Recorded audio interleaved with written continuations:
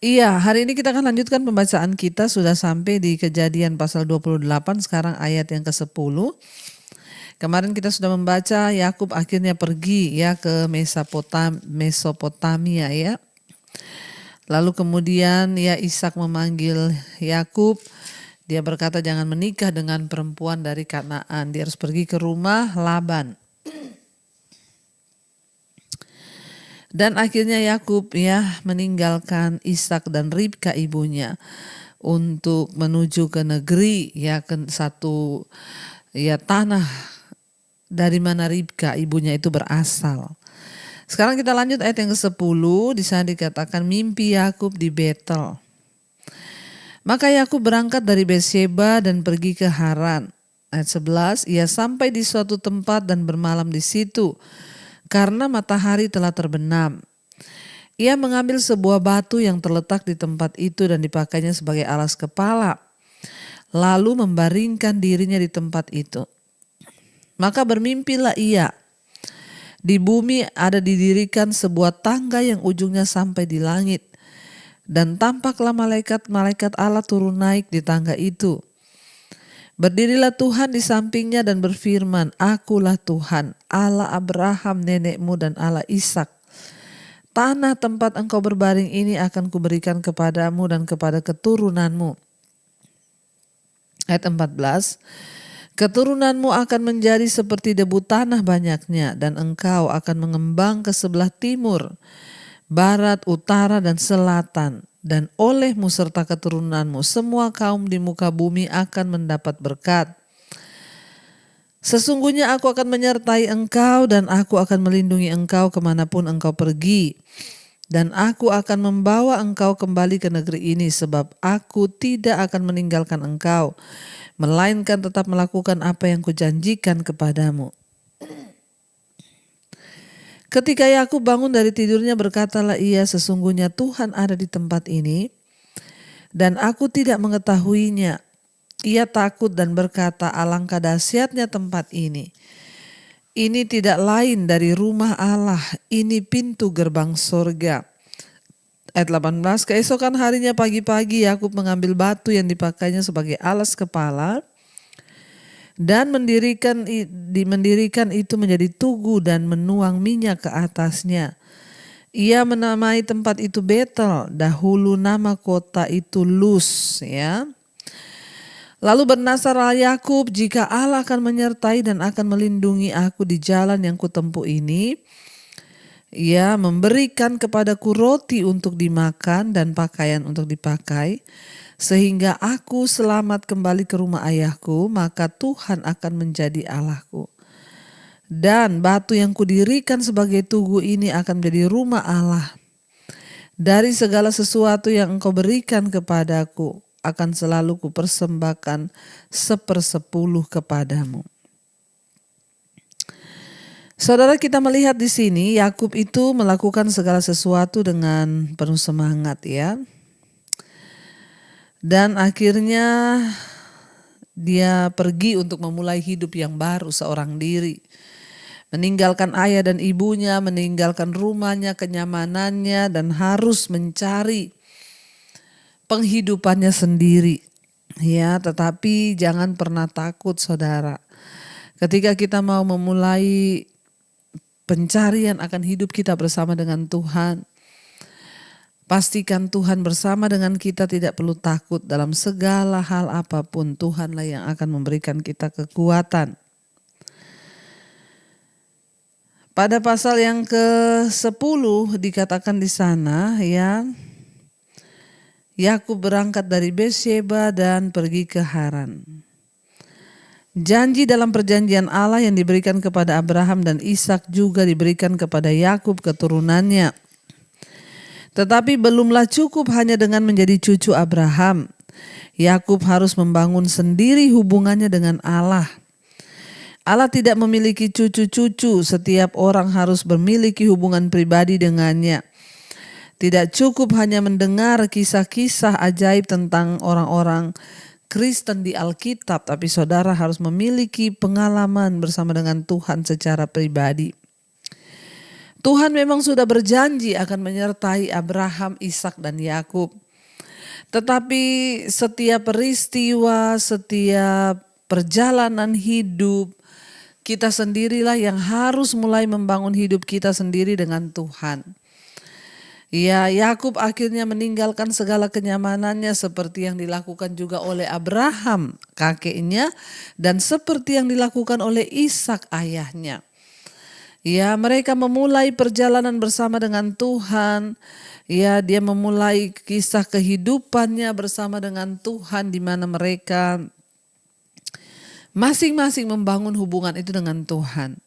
Ketika dia sedang tertidur di satu tempat, lalu Tuhan memberikan kepada dia mimpi. Dia melihat di sana malaikat Tuhan turun naik dari sebuah tangga. Kalau saudara pernah ke Israel, saudara akan mengunjungi tempat ini di Betel, ya. Di sana ada batu yang diletakkan sebagai peringatan bahwa Yakub mengatakan tempat ini dinamakan Betel karena di sini ada kehadiran Tuhan. Ingat saudara, ya, setiap kita akan mengalami perjalanan pribadi kita dengan Tuhan. Jadi tidak bisa gandeng-gandengan iman Abraham. Ya, iman Abraham punya pengalamannya sendiri, imannya Ishak punya pengalamannya sendiri, demikian juga iman Yakub harus memiliki pengalamannya sendiri bersama dengan Tuhan, ya. Lalu di sana dikatakan, ya, Yakub mulai berjalan dan mulai ketika dia meninggalkan rumah ayah ibunya. Di awal perjalanannya Tuhan menampakkan diri berbicara kepadanya. Ya, ketika dia meninggalkan segala kenyamanannya, barulah dia mengalami Tuhan secara pribadi. Semua kita harus mengalami Tuhan secara pribadi. Jangan hanya ikut iman orang tua, hanya ikut iman kakek nenek, tapi kita harus memiliki pengalaman iman sendiri bersama dengan Tuhan, agar kita juga mengalami Tuhan, agar kita juga mengalami berkat-berkat Tuhan secara pribadi. Ya. Lalu di sana tadi dikatakan ayat 19, keesokan harinya pagi-pagi Yakub mengambil batu yang dipakainya sebagai alas kepala, lalu mendirikan itu menjadi tugu dan menuang minyak ke atasnya. Betel itu terletak sekitar 10 mil di sebelah utara Yerusalem dan 60 mil sebelah utara Beersheba, saudara. Di mana Yakub meninggalkan keluarganya, ya. Ini adalah tempat di mana Abraham memberikan persembahan kurban pertamanya kepada Allah ketika dia masuk ke tanah perjanjian. Jadi perhatikan, selalu ada, ya, kisah yang bersambungan dari kisah Abraham dulu. Tempat itu menjadi tempat pertama kali Abraham mempersembahkan korban ketika dia masuk ke tanah perjanjian, saudara. Ketika Abraham meninggalkan orang tuanya, itu juga yang Abraham lakukan, ya. Dan tanpa disadari dari Abraham sampai ke Ishak, akhirnya Yakub pun mengalami Tuhan di tempat yang sama. Pada awalnya Betel ini menjadi pusat penyembahan yang penting, ya. Belakangan kota ini menjadi pusat penyembahan berhala. Bahkan Nabi Hosea mengutuk praktik-praktik kejahatannya, saudara. Ya, kita melihat di sini bahwa, ya, pengalaman pribadi yang kita alami bersama dengan Tuhan itu juga, ya, akan turun kepada anak cucu kita ketika juga mereka, ya, kita wariskan iman sehingga mereka juga mencari Tuhan. Dan Tuhan itu, ya, dan adil, Dia yang sudah berjanji memberkati keturunan orang benar, Abraham, Ishak sampai ke Yakub. Dia juga yang akan menepati segala janji-janjinya itu, saudara.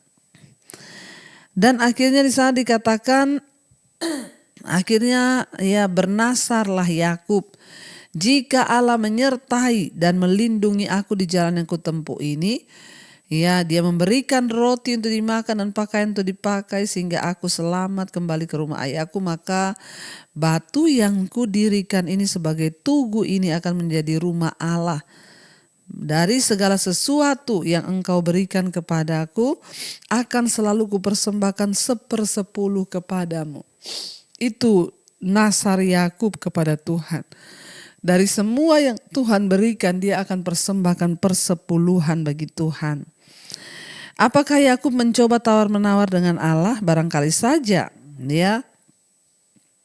Karena di dalam ketidakmengertiannya, di dalam ketidaktahuannya tentang bagaimana menyembah dan melayani Allah, ya, ia membayangkan dirinya sebagai seorang hamba yang akan melakukan suatu perjalanan, bahkan suatu pelayanan yang dia nggak tahu mau hidup bagaimana, saudara. Makanya dia berkata, dia bernasar, Tuhan kalau engkau mencukupi hidupku, memberikan aku roti, kalau engkau menyertai seluruh perjalanan hidupku, dan engkau mencukupkan yang aku butuhkan, maka aku akan mempersembahkan dari segala yang aku peroleh dari Tuhan, itu 1/10 akan aku kembalikan kepadamu.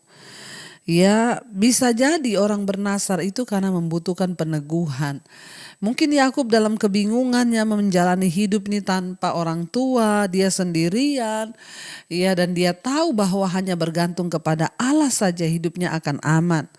Saya juga pernah mengalami itu ketika saya meninggalkan keluarga saya, seorang diri sebatang kara menjalani hidup hanya dengan beriman kepada Tuhan.